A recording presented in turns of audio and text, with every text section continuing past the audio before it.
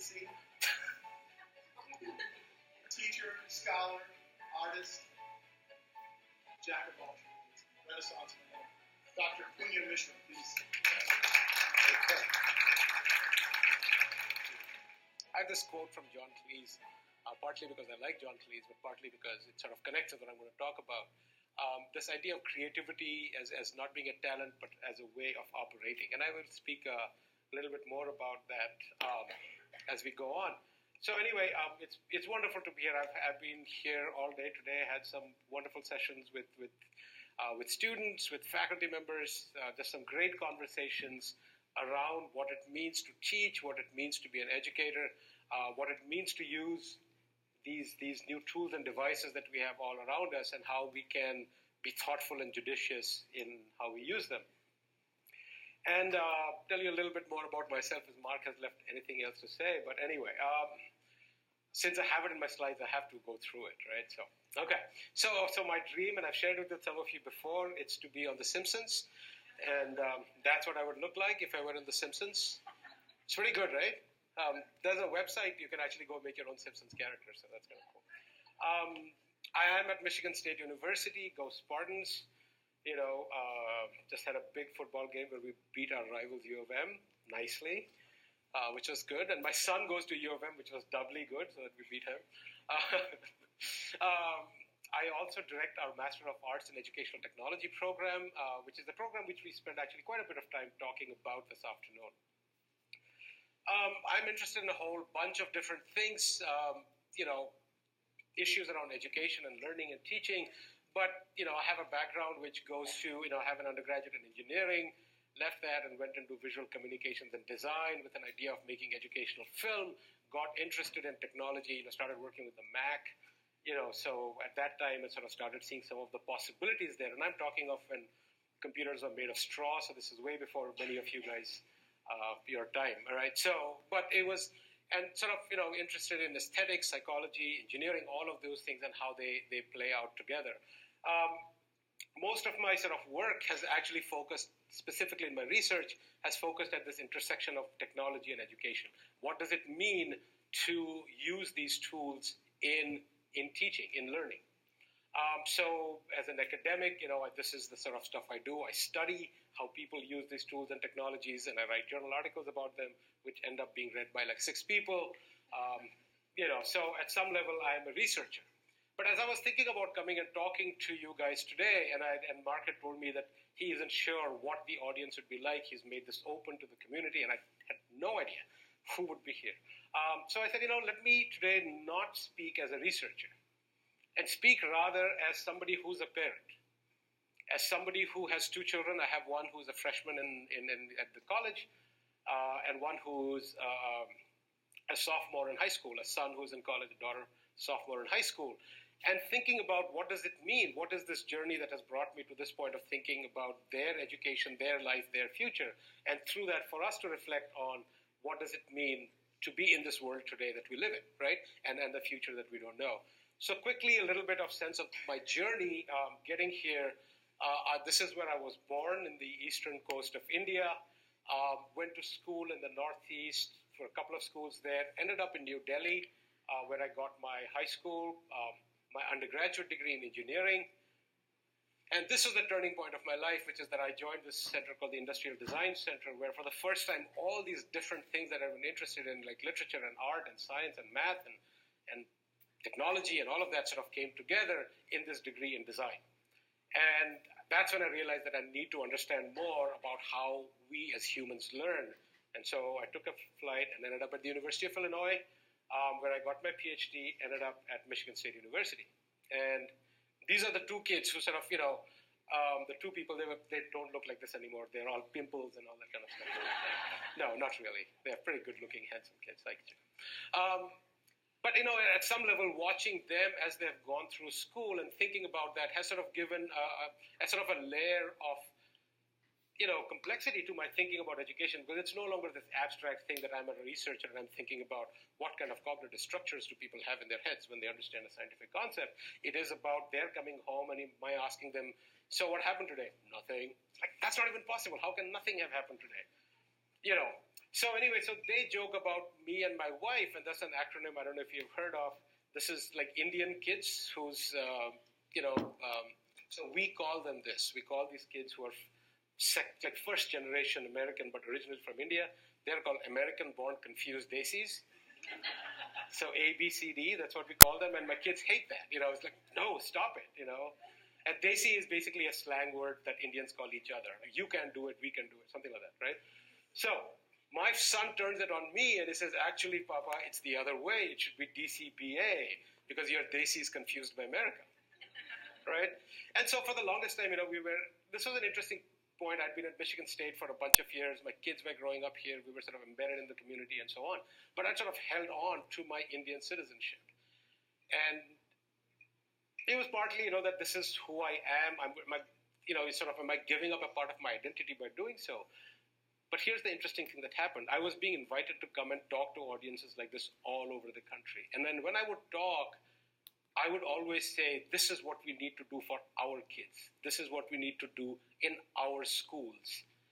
And I realized that some kind of a mental bridge had been crossed, that when I was in India, I would talk to my wife and I'd say, I'm homesick, I want to come home. Which is kind of weird because when I was in the US, I was saying, I haven't been home in a while, and I meant India, right? So, it was this interesting mix. But it was, I think, more than anything else, this realization that since my kids are growing up in this country, since I am spending my time working with teachers and educators in this country, that there is a stake here that I put into making this the best that it can be. And so we went ahead and got our citizenship. That's what my kids look like now, at least a year or so ago. Pretty good looking, right? And thinking about, as they graduate and they move on in their lives, is preparing them for a future that I can't predict. There's this element that you want to protect your kids from all of this, right? So from change, and you want to prepare them for the best, and you know that you can't. And so that sort of brought me to thinking about what is this thing that everybody talks about these days, this thing called 21st century learning. You hear that everywhere. Are we preparing your kids for the 21st century? We should have been asking that question in 1980 and not in 2014, because then at least we could be preparing for the 21st century. Now we're in the middle of it. And I've in fact worked on a panel which wrote a report, and I was still struggling with this idea. What is this thing called the 21st century learning? What does that mean? And so like any self-respecting academic, I went and did a Google search. Got 23 million hits in 0.23 seconds.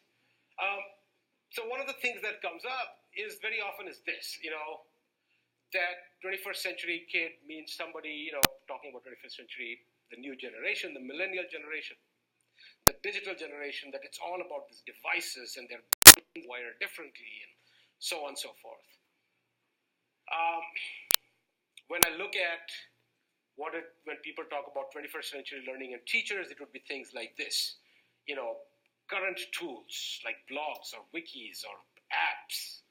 And I said, this is easy. I figured out what 21st century learning is. So what's the key takeaway? Now think about it. A century is 100 years. But the takeaway that I got from reading this stuff was that 21st century learning will depend on early 21st century technology. Which means what's cool today is going to be for the next 100 years. It's what's going to determine learning in the 21st century. So I said, okay, what would that experiment look like if I went back 100 years? What if I looked at the technologies that were around in 1914 and see how they influenced learning and education in that rest of the century? So again, going back to trusty Google, right? So some cool things came up. We have crayons, vacuum diode, color photo. Now, crayons are a wonderful educational technology. We still use them. Anybody from 3 years old to 93-year-old can use crayons, right? But to say that crayons would be the future of all 20th century learning, that's a really stupid idea. If you think about 1903, the Wright brothers got on a plane for 40 seconds or 43 seconds or something that way. By 1950s, grandmothers were being tucked in as they flew across the Atlantic. So to think that the tools and technologies that we have in 2014 are going to determine all of what 21st century learning is clearly missing the boat. And clearly what 21st century learning is has to go beyond the newest and shiniest thing. And so that set us on this task with one graduate student. We said, what if we did sort of a synthesis of what different people are talking about? So I'm talking about a little research project that we did. So clearly we couldn't include all 23 million Google hits in our analysis. So what we did is we went with some really key frameworks and books that are out there. So you'll recognize Young Zhao, who's over here in Oregon, who used to be at Michigan State, Daniel Pink, Howard Gardner, Partnership for 21st Century Skills, OECD. All of these people have put forward their vision of what they think 21st century learning is. And so we ended up with a total of 50 different frameworks. And we did a very high-tech analysis, with using some really high-tech tools that we have at Michigan State. Namely, we cut them up in a little piece of paper, and two of us sat and moved pieces of paper around till we found some coherent sort of structures emerge, which is sort of the classic way of doing qualitative research when you think about it. All the other stuff, pull down menus and this, that, these are all fancy stuff for really moving pieces of paper around. And three big ideas emerged from that. And I want to share sort of these three big ideas, what they are. So 21st century learning. The first big idea that emerges from that is what we call foundational knowledge. Okay? Foundational knowledge has three different components to it. It's core content knowledge, so knowledge of physics, knowledge of math, of music, of art, core foundational content, subject matter areas that we teach in schools is still going to be important. And that is obvious. If you're going to be a chip designer, you have to know physics, you have to know your math. That's not going to happen without that. The next big thing, of course, is digital ICT literacy, which is knowledge of how to use these tools. Like that's foundational. If you don't know that, you can't do a lot. And the third piece was cross-disciplinary knowledge. I'll get to that a little bit more in the later part of my talk. But if you want to be a good video game designer, not a profession that existed when I was growing up, which is kind of an interesting thing. But if you want to be a good video game designer, you can't just be a programmer. You have to be a programmer. You have to know architecture, design, visual design. Most probably you need to know some theater and drama. Because the people who can best create an immersive environment are people who are in improv theater. With nothing, they can make you feel like you are in this world. And so if you want to be a good video game designer, it's not enough for you to know the computer side of things. You have to know the psychology of the individual. You have to know how to create these worlds which are immersive. That's a very different kind of set of mix of tools.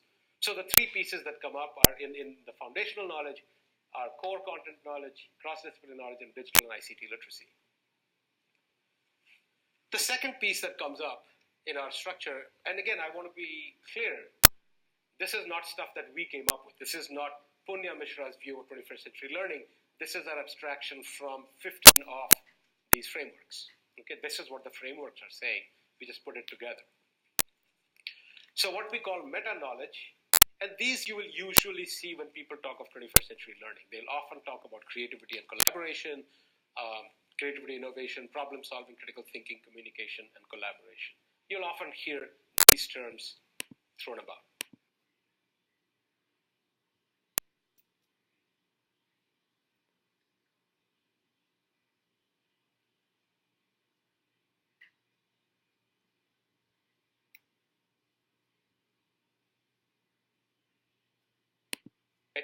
But I think it's really important to see that this meta-knowledge is a way of acting on that foundational knowledge, which means creativity cannot exist in a vacuum. You cannot collaborate about nothing. So if you have to collaborate, if you have to be innovative, you have to be creative, it has to be on certain foundational knowledge that you have around which you can do that. The third piece that emerges is what we call humanistic knowledge. And I was actually kind of surprised to see this because I wasn't really expecting that.